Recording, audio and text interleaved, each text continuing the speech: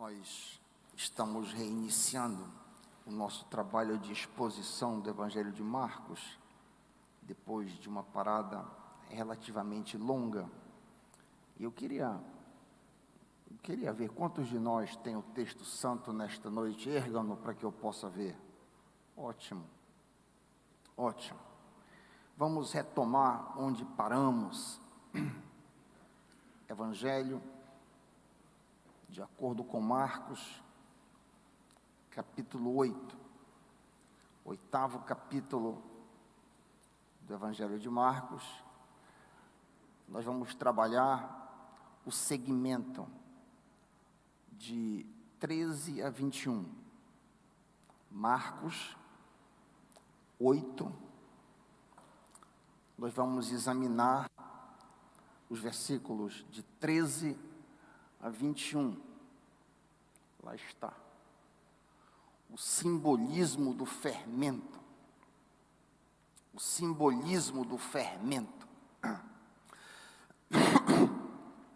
Desculpem, eu estou me arrastando com um problema de garganta aí há mais de um mês, e estou com dificuldade de me recuperar, mas o Senhor há de nos carregar aí até o fim. Marcos 8, a partir do 13. E deixando-os, tornou a embarcar e foi para o outro lado. Ora, aconteceu que eles se esqueceram de levar pães, e no barco não tinham consigo senão um só pão. Preveniu-os Jesus, dizendo: Vede, guardai-vos do fermento dos fariseus e do fermento de Herodes. E eles discorriam entre si: é que não temos pão. Jesus, percebendo-o, lhes perguntou: por que discorreis sobre o pão? Por que discorreis sobre o não terdes pão? Ainda não considerastes, nem compreendestes? Tendes o coração endurecido? Tendo olhos, não vedes? E tendo ouvidos, não ouvis? Não vos lembrais não vos lembrais de quando parti 5 pães para os 5.000, quantos cestos cheios de pedaços recolhestes? Responderam eles: 12. E quando eu parti os 7 pães para os 4.000, quantos cestos cheios de pedaços recolhestes? Responderam eles: 7.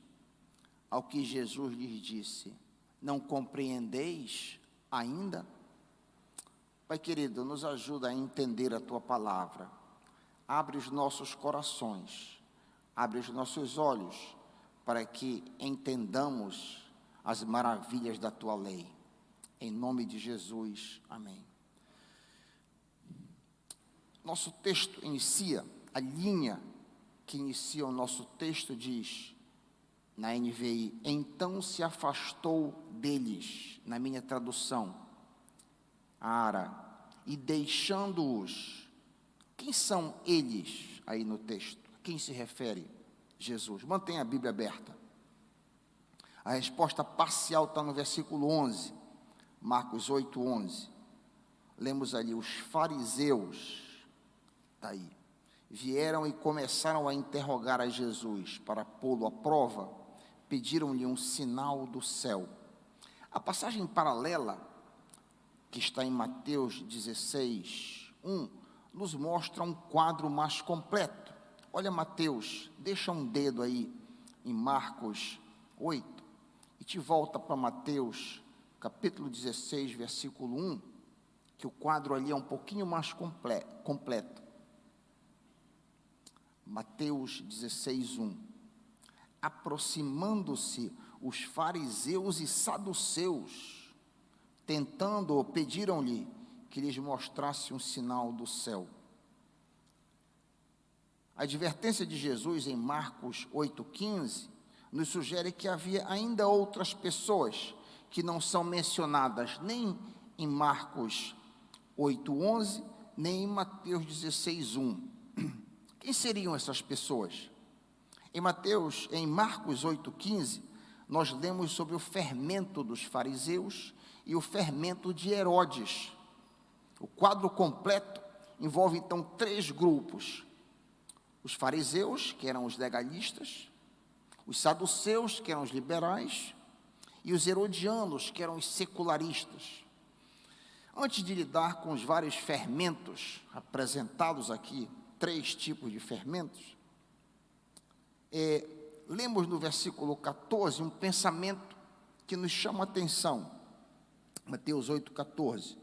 Os discípulos haviam se esquecido de levar pão, a não ser um pão que tinham consigo no barco.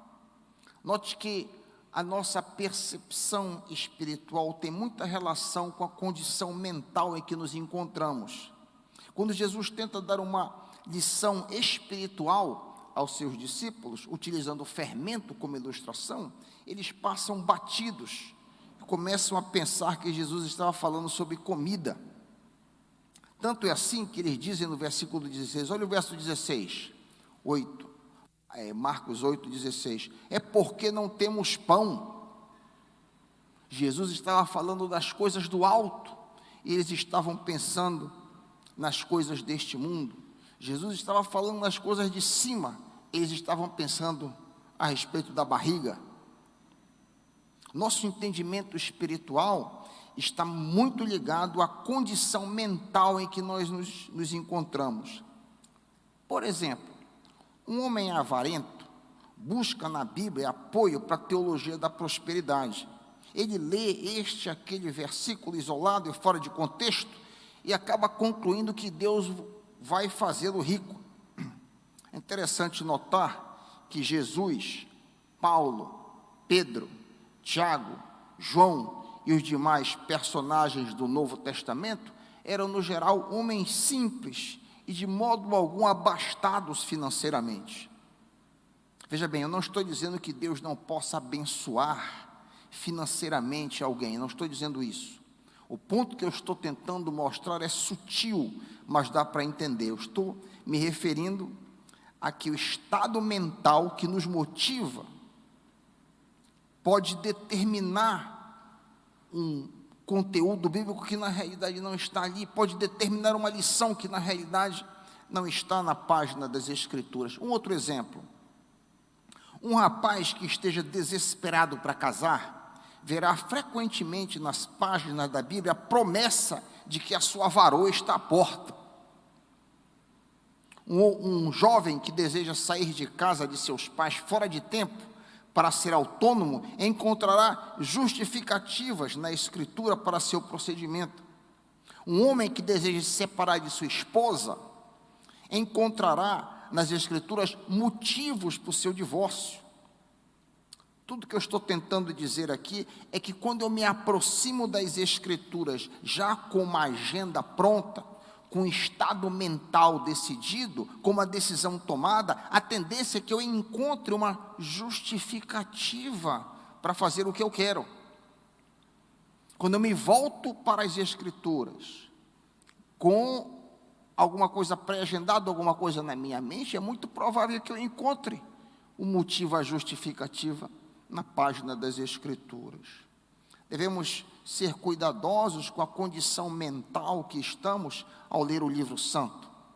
Os discípulos de Jesus estavam com suas mentes voltadas para o estômago e, consequentemente, não entenderam inicialmente as palavras de Jesus. Esse é o ponto. Seguindo adiante no verso 15. Olha o verso 15. Eu vou ler na NVI. Advertiu-os Jesus: estejam atentos e tenham cuidado com o fermento dos fariseus e com o fermento de Herodes. O que exatamente Jesus está querendo dizer aqui? O que cargas d'água Jesus está querendo nos ensinar? Em primeiro lugar, o que é fermento? O que é o fermento? O fermento é um agente que permeia as massas e faz com que elas cresçam. Quando uma porção de massa é aquecida no forno, as leveduras se multiplicam, ingerindo o açúcar e o amido contido na farinha do trigo. O processo se completa com a liberação de gás carbônico, que faz com que a massa tufa ou cresça, e álcool, que confere sabor ao pão, bolo ou torta. Jesus usa o fermento de maneira metafórica. Em nosso contexto aqui, a metáfora que Jesus está querendo utilizar, o fermento é um agente poderoso de transformação maléfica. O fermento dos diversos grupos eram seus ensinos que poderiam influenciar os discípulos e afastá-los do reino de Deus. Uma maneira moderna de nós usarmos uma outra metáfora correspondente à que Jesus está usando é a palavra câncer. Então, se eu pudesse substituir a palavra câncer por fermento, Jesus diria: tenham cuidado com o câncer dos fariseus, com o câncer de Herodes, com o câncer dos saduceus. Como já vimos acima, a audiência completa diante de Jesus envolvia então os três grupos: os legalistas fariseus, os liberais saduceus e os secularistas herodianos. Vejamos rapidamente os três tipos de fermento aqui contra os quais Jesus alertou os seus discípulos.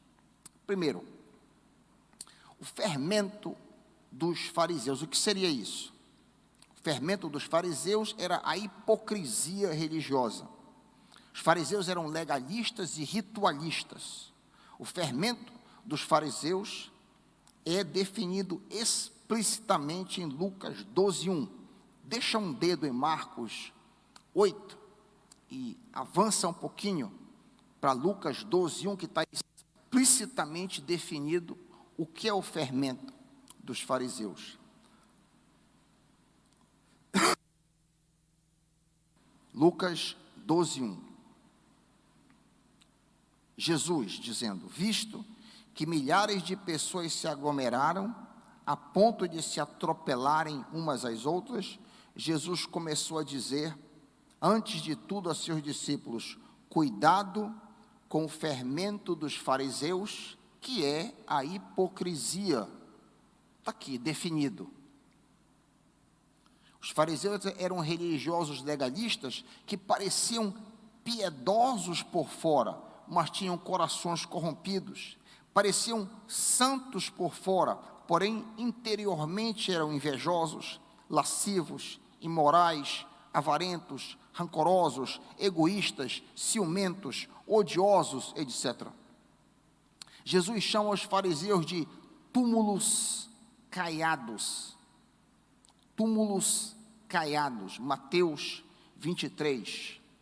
Mateus 23, 27 a 28. Mateus 23, 27 a 28. Ai de vocês, escribas e fariseus hipócritas, porque vocês são semelhantes aos sepulcros pintados de branco, que por fora se mostram belos, mas interiormente estão cheios de ossos de mortos e de toda podridão. Assim também vocês por fora parecem justos aos olhos dos outros, mas por dentro estão cheios de hipocrisia e de maldade. De que maneira nós devemos nos proteger deste fermento? Trazendo aqui de uma maneira bem prática, aplicando a lição para mim e para você. Jesus disse para os seus discípulos: cuidado com o fermento dos fariseus. E aqui eu e você hoje à noite, cuidado com o fermento dos fariseus. Como podemos ter cuidado? A hipocrisia é uma tentação que todos nós sofremos. Quando temos um comportamento na igreja e outro no trabalho, quando temos um comportamento na igreja e outro em casa, quando temos um comportamento na igreja e outro no lazer, quando temos comportamentos diferentes do comportamento que nós estamos na igreja, estamos padecendo do mesmo mal que os fariseus. Quando oramos com uma voz impostada, bonita, quando realizamos as nossas boas obras apenas para impressionar as pessoas, estamos incorrendo no mesmo erro dos fariseus, estamos no fermento deles. Devemos lutar para buscar a autenticidade. Isso é uma luta permanente que eu e você devemos travar. Senhor, faz com que a minha vida interior corresponda com a minha vida exterior. Faz com que o meu coração seja puro, que a minha mente seja pura. Do contrário, eu estou bebendo e comendo do fermento farisaico. Segundo, o fermento dos saduceus. O que seria o fermento dos saduceus? O fermento dos saduceus era a incredulidade. Os saduceus eram liberais, racionalistas e, portanto, incrédulos. Eles só aceitavam a Torá, não aceitavam o resto inteiro das Escrituras. Rejeitavam todo o resto do cânon, salmos, os profetas. Eles não criam no sobrenatural. Onde está isso, pastor? Atos 23, 8. Olha aí o que diz, olha o que o evangelista Lucas relata a respeito dos saduceus em Atos 23, 8. Os saduceus dizem que não existe ressurreição, não existe anjo, não existe espírito, ao passo que os fariseus admitem todas essas coisas. Os saduceus controlavam as atividades culticas no templo. Eles eram os gestores dos negócios de compra e venda que aconteciam nos recintos do templo. Eles eram endinheirados, cultos e céticos. Você sabia que a incredulidade é pecado? Você sabia disso, meu irmão? Por vezes nós somos tentados a pensar que a incredulidade é uma fraqueza. A incredulidade é alguma coisa que eu não tenho porque eu sou fraco. Mas você sabia que a Bíblia condena a incredulidade? Hebreus 3, se você não sabia, eu acho que vale a pena você se voltar para Hebreus 3, 15 a 19. Hebreus 3, 15 a 19. O autor da carta aos Hebreus está falando sobre os israelitas no deserto.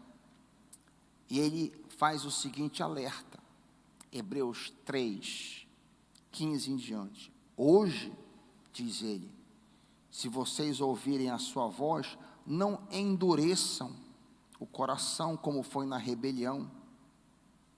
E quem foram os que ouviram e mesmo assim se rebelaram? Não foram todos os que saíram do Egito por meio de Moisés? E contra quem Deus se indignou durante os 40 anos? Não foi contra os que pecaram, cujos cadáveres caíram no deserto? E a quem jurou que não entrariam no seu descanso, senão os que foram desobedientes? E aí vem a pancada final. Assim vemos que não puderam entrar por causa da incredulidade. Não puderam entrar por causa da incredulidade. A incredulidade é um pecado. E nós precisamos crescer como crédulos. Senhor, me dá fé, aumenta a minha fé. Perdoa quando eu ajo de modo incrédulo. Por sinal, você sabia que não adianta você orar por nada se você não crê? É melhor que você não ore. Se você não crê em uma determinada ação de Deus, não ore por isso não. Só ore se você acredita, porque a incredulidade é pecado. De que maneira devemos hoje nos proteger do fermento dos saduceus? Você pergunta. A incredulidade é combatida através de uma vida que busca incessantemente a Deus. E essa busca envolve, em termos práticos, participação na igreja, oração, leitura da palavra, prática de boas obras, etc. Por sinal, você sabia que a sua fé, a sua credulidade pode crescer, pode aumentar? Romanos 10, 17. Romanos 10, 17. A fé, a credulidade, vem pela pregação, e a pregação pela palavra de Cristo. Se eu não tenho, pastor Raik, eu não tenho fé, eu preciso crescer, o que eu devo fazer? Romanos 10, 17. Anota aí na tua Bíblia. A fé vem Eu não tenho, mas ela vem. De que maneira? Pela pregação, ou pela mensagem de Cristo. Vemos aqui que nossa fé pode crescer à proporção que nós ouvimos a mensagem sobre Cristo, à proporção que nós somos expostos à pregação da palavra. Veja bem a sua importância de pertencermos a uma igreja saudável, onde a palavra de Deus é fielmente pregada, onde podemos exercer nossos dons, onde podemos participar como voluntários na prática de boas obras, onde podemos ter comunhão genuína com os irmãos. Um crente que não busca Deus no seu cotidiano e não busca comunhão com seus irmãos, tende a se tornar crescentemente incrédulo.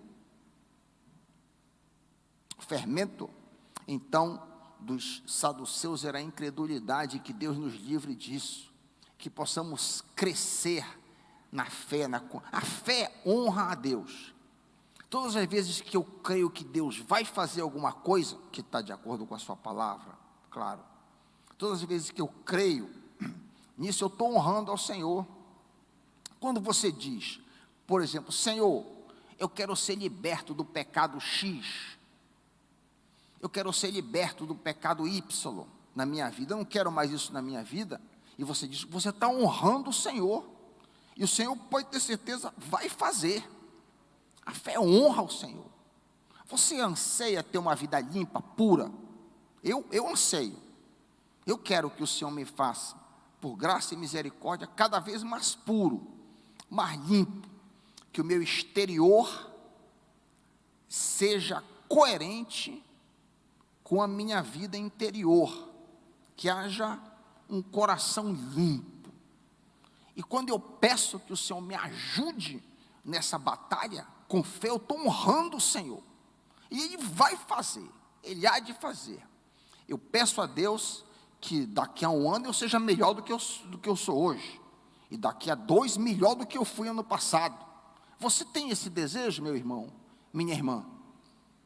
Nenhum de nós é perfeito, todos nós somos imperfeitos, mas você deseja crescer no Senhor, crescer em fé, ser um homem, uma mulher de Deus? Nada disso aqui está no meu script, mas nós cantávamos muito um cântico que tocava muito no meu coração, e uma das linhas desse cântico dizia assim: eu quero ser um homem segundo o coração de Deus. É um cântico muito bonito. Eu não sou tanto quanto eu deveria, mas eu quero me tornar, amém? Quero me tornar melhor, aleluia. Terceiro, o fermento dos herodianos. Que fermento era esse? O fermento dos herodianos era o mundanismo e imoralidade. O rei Herodes era um protótipo de mundanismo, onde os fins justificam os meios. Mateus 2, 16 e 18. Seu filho, Herodes Antipas, foi condenado por João Batista pela imoralidade do seu casamento. Mateus 14, 1 a 12.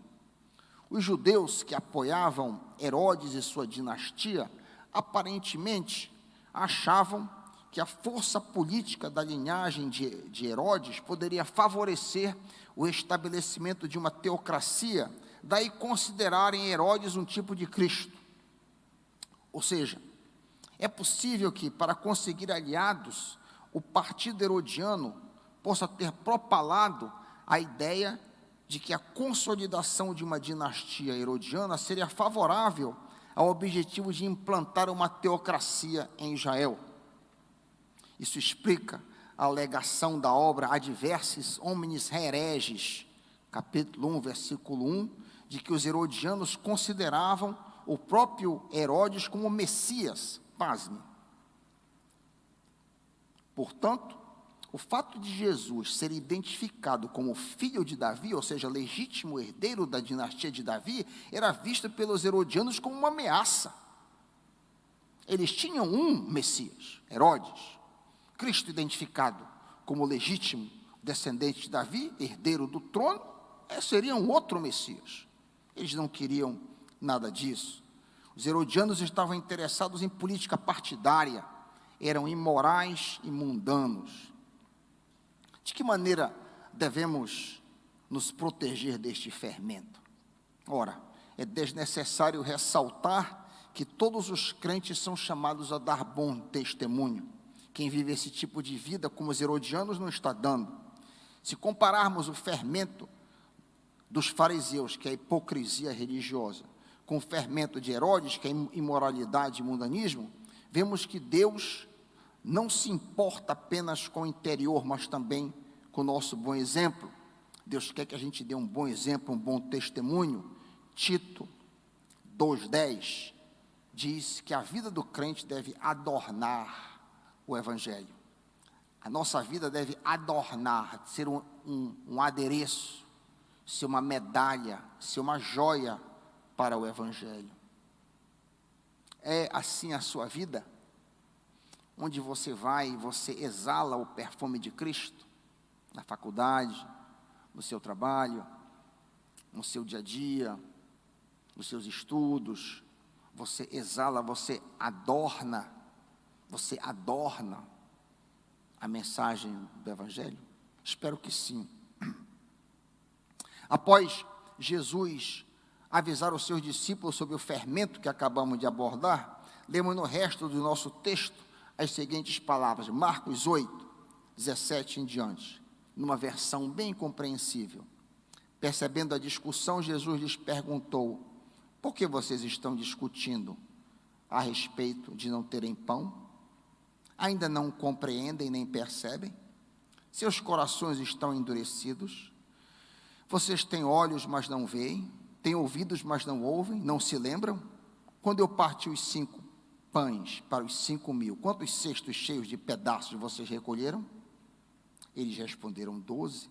E quando eu parti os 7 pães para os 4.000, quantos cestos cheios de pedaços vocês recolheram?